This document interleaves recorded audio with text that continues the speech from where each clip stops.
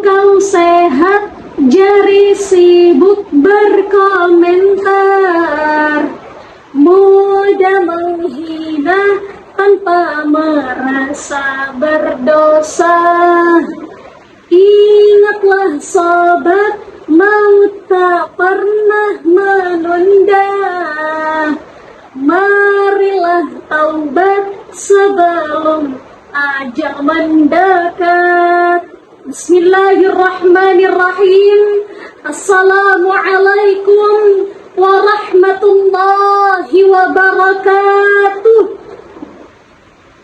Alhamdulillahi rabbil alamin. Wassalatu wassalamu ala ashrafil anbiya'i wal mursalin, khatamin nabiyyin wa rahmatillahi lil alamin, Sayyidina Muhammadin wa ala alihi wa sahbihi ajma'in, amma ba'd.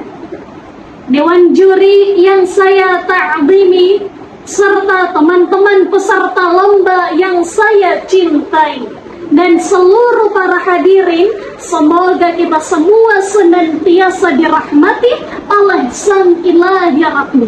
Amin amin Allahumma amin. Pada kesempatan kali ini saya menyampaikan tausiah dengan tema kenakalan remaja di era digital, tantangan dan solusi dalam perspektif Islam. Hadirin yang berbahagia, kalau zaman dulu kenakalan remaja terlihat secara fisik, malas sekolah, keluar malam tanpa izin orang tua, tawuran yang dianggap sebagai hiburan, dan berbagai pelanggaran lainnya. Namun satu hal yang berbeda, mereka tidak meninggalkan jejak digital. Mereka melakukan sesuatu mungkin terlihat oleh lingkungan sekitar, tapi tidak viral, tidak tersebar luas, tidak menjadi tontonan publik. Berbeda dengan zaman sekarang, kenakalan remaja tidak hanya terlihat secara fisik, tetapi juga tersimpan digital. Ada perjudian online, penyebaran konten negatif, hingga ujaran kebencian yang bisa viral dalam hitungan detik. Satu kali kita salah langkah, maka jejaknya bisa tersimpan seumur hidup. Inilah tantangan besar generasi hari ini. Dalam Islam, salah satu faktor terbesar yang mempengaruhi kenakalan remaja adalah lingkungan pertemanan. Ustazah, kenapa lingkungan pertemanan? Nabi Sallallahu Alaihi Wasallam bersabda yang diriwayatkan oleh Abu Daud dan Tirmidzi, Al-mar'u ala dini khalilih, falyanzur ahadukum man yakhalil. Seseorang itu tergantung pada teman dekatnya, maka hendaknya di antara kalian mengetahui siapa yang ia jadikan sebagai teman dekatnya. Jadi perlu kita lihat apa agama teman dekat Pak, bagaimana perilakunya, karena seseorang itu tergantung pada agama teman dekatnya. Kalau lingkungan kita suka meremehkan ibadah, maka lama-lama kita juga ikut meremehkan. Kalau lingkungan kita suka menyebarkan keburukan, maka lama-lama kita juga akan terbawa arus. Tapi kalau lingkungan kita mencintai kebaikan, maka lama-lama kita akan tumbuh dalam kebaikan. Memilih teman bukan berarti memilih berdasarkan rupa, siapa yang cantik atau siapa yang kaya raya. Bukan itu yang dimaksud. Yang dimaksud adalah memilih teman yang mengajak dalam kebaikan. Teman yang ketika kita salah, dia mengingatkan.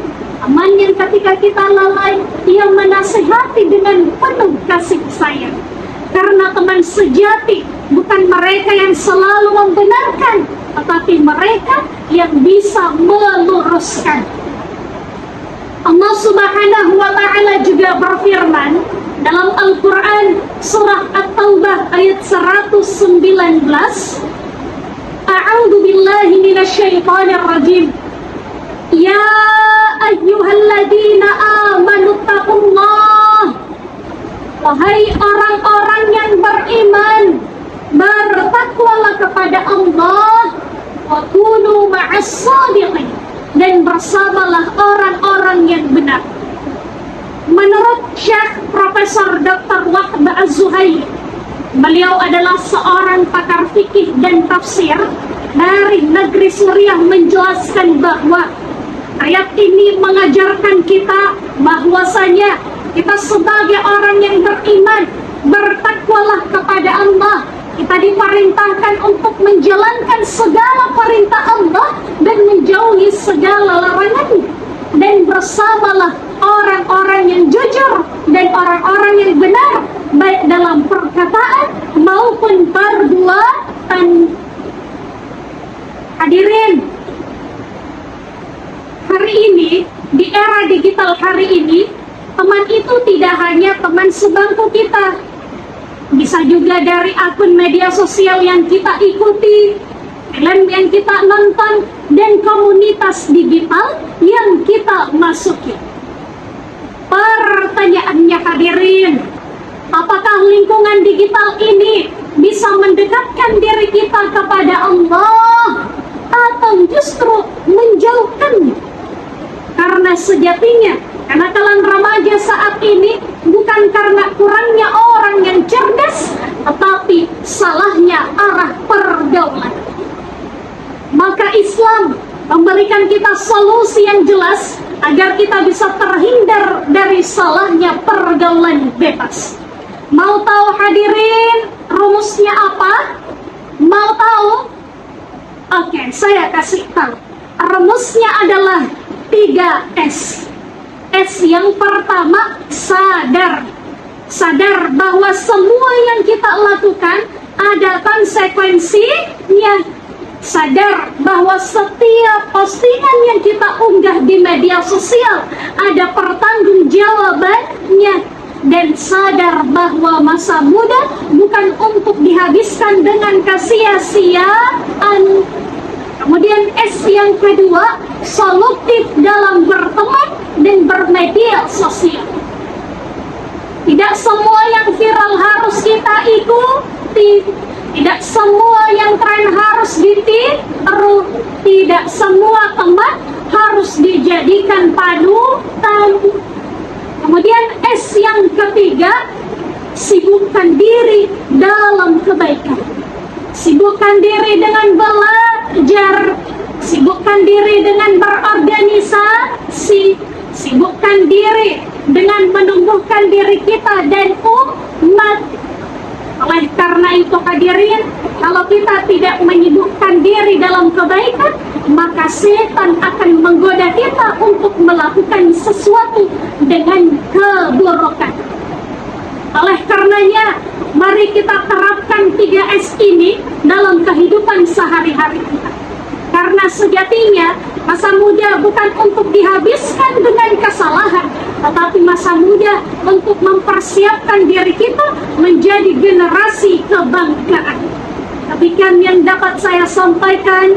Wabillahi taufiq wal hidayah. Wassalamualaikum warahmatullahi